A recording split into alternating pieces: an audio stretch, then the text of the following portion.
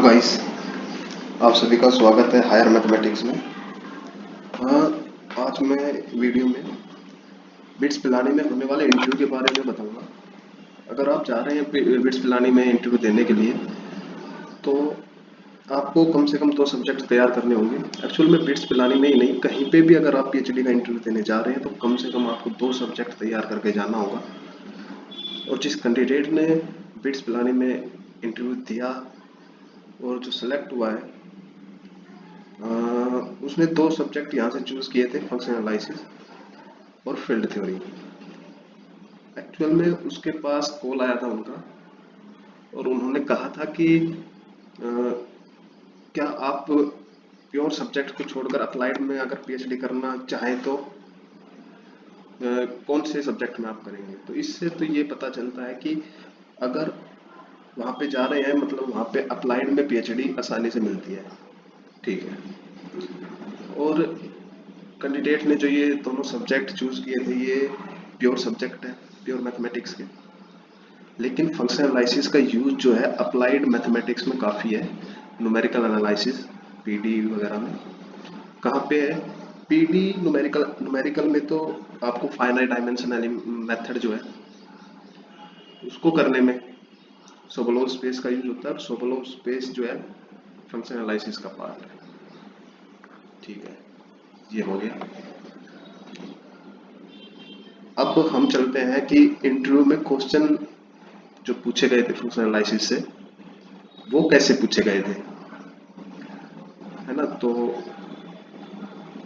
ये तो आपका क्लियर हो गया कि आपको कम से कम 2 सब्जेक्ट करके जाने हैं। अगर आप अप्लाइड के ही करके जाते हैं तो ये बेनिफिशियल है, और अगर आपका जीआरएफ है और आप अप्लाई कर रहे हैं यहाँ पे तो आपके चांसेस बहुत ज़्यादा हैं सेलेक्ट होने के, बहुत ज़्यादा चांसेस है, क्योंकि जीआरएफ वालों को ये लेते हैं।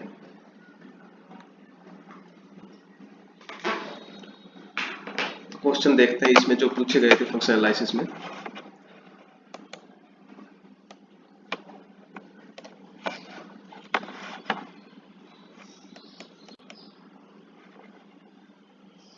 हाँ, इंटरव्यू में जो क्वेश्चन पूछे गए थे वो ये थे कि क्या every norm space is a matric space, और क्या every matric space is a norm space. तो हम ये कहेंगे कि एवरी नॉर्म स्पेस है वो मैट्रिक स्पेस होता है, लेकिन इसका कन्वर्स ट्रू नहीं है।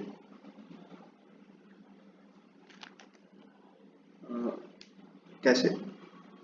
क्योंकि मैट्रिक स्पेस हम बना सकते हैं if we have given a norm.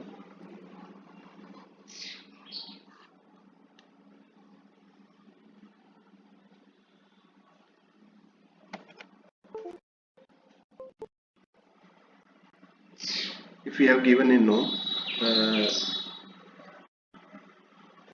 ये norm given है, then we can define of x and y कैसे, norm of x minus y, इस तरह से हम डिफाइन कर सकते हैं। लेकिन हर एक मैट्रिक स्पेस को हम नॉर्म स्पेस नहीं बना सकते, उसके लिए एक प्रॉपर्टी है, उसको उस प्रॉपर्टी के अकॉर्डिंग डी को ये कंडीशन फॉलो करनी पड़ेगी, x plus a y plus a is equal to d of x y, and second one is ax comma b ay equal to a of dxy। ठीक है, ये दो condition follow करनी पड़ेगी, तब वो कहेंगे कि ये एक नॉन स्पेस बनाएगी मैट्रिक। ओके, सेकंड नॉन space which is Banach space but not Hilbert space. मतलब एग्जांपल देना था यहाँ पे, तो वेरी फेमस एग्जांपल दे देते हैं हम, सी ए कोमा बी, नॉर्म डिफाइन कर देते हैं सुप नॉर्म। क्यों नहीं है ये? क्योंकि पैरेललोग्राम इक्वलिटी होल्ड नहीं करता।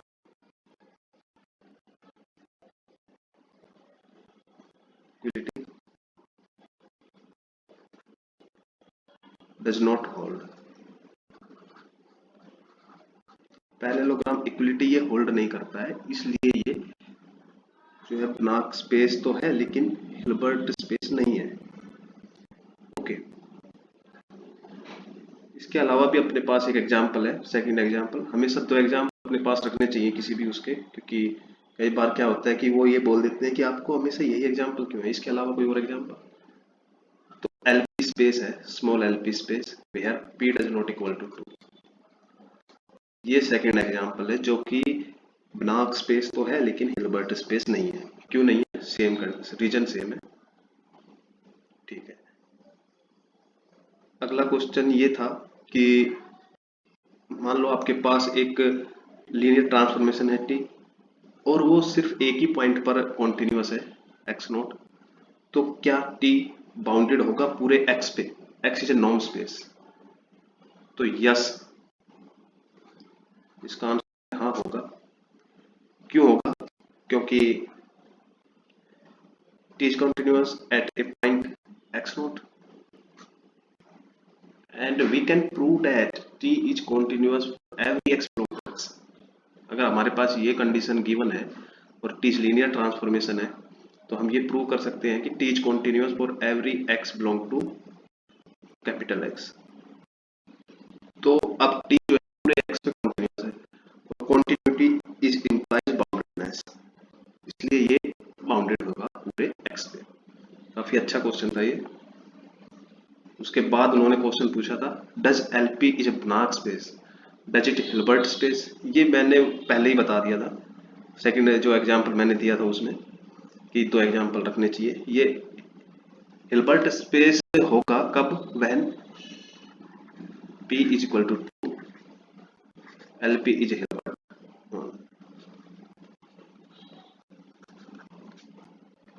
ओके, अगर p टू तो एलपी स्पेस जो है वो सिर्फ बनाक स्पेस होगा, हिल्बर्ट स्पेस नहीं होगा। ठीक है, नेक्स्ट क्वेश्चन था कि what is the definition of compact set in norm space? ये नॉर्म स्पेस में अलग डेफिनेशन होती है। अगर यहाँ पे कुछ डिफाइन नहीं होता कोई स्पेस वगैरह, जैसे कि टोपोलॉजिकल स्पेस में जो है कॉम्पैक्ट सेट की डेफिनेशन अलग होती है, और मतलब जो टोपोलॉजिकल स्पेस में कॉम्पैक्ट सेट की डेफिनेशन होती है वो अप्लाई हर एक स्पेस में होती है, लेकिन हम फंक्शन एनालिसिस में है और नॉर्म स्पेस के अंदर पूछी गई है कॉम्पैक्ट सेट की डेफिनेशन, तो हम सीक्वेंशियल डेफिनेशन देंगे इसकी, कि A is a subset of X. Okay, then A is compact if every sequence in A has convergent subsequence।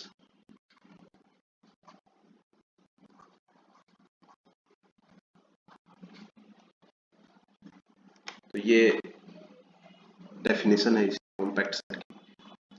उसके बाद उन्होंने पूछा कि हमारे पास एक यूनिट बॉल है, क्लोज बॉल, तो क्या वो कॉम्पैक्ट होगी? इसका आंसर इन जनरल नोट,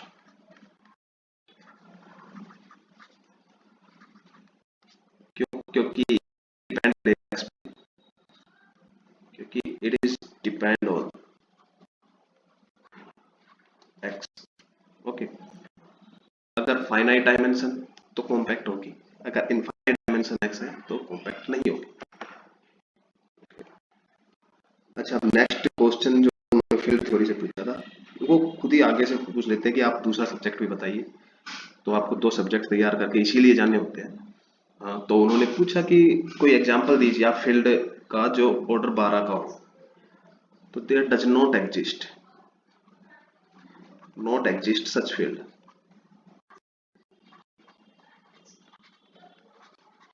है ना? ऐसा फील्ड है ही नहीं, क्योंकि जो फील्ड होते हैं वो p to the power n की फॉर्म में ही ऑर्डर होता है उनका, तो ये फील्ड नहीं होगा।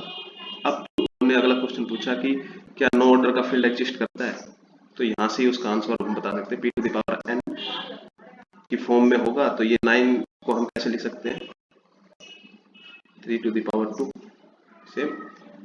और अगर है तो एग्जांपल दीजिए आप, एग्जाम्पल देखते हैं, z3x अपॉन एक पोलिनोमियल ऑफ ऑर्डर 2। ओके, ये पोलिनोमियल है ऑर्डर 2 की विद रेस्पेक्ट टू z की है। ओके, तो ये एग्जाम्पल हो गया आपके पास। उसके बाद एग्जाम्पल देना था कि फाइनाइट एक्सटेंशन ऑफ क्यू। तो हम एक एग्जाम्पल लिख लेते हैं यहाँ पे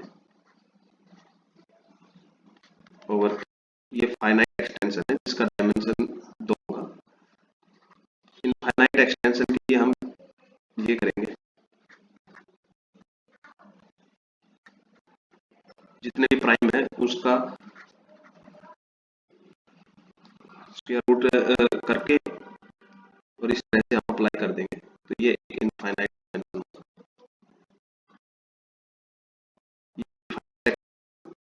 ये हो गया फाइनाइट एक्सटेंशन। ये एग्जांपल थे और यहाँ पे उन्होंने इंटरव्यू खत्म किया। उसके बाद जो है 2 दिन बाद ही उसके पास कॉल किया गया कैंडिडेट के पास, और कैंडिडेट से ये पूछा गया कि अगर हम आप किसी अप्लाइड फील्ड में पीएचडी के लिए कहें तो आप करना है पसंद करेंगे?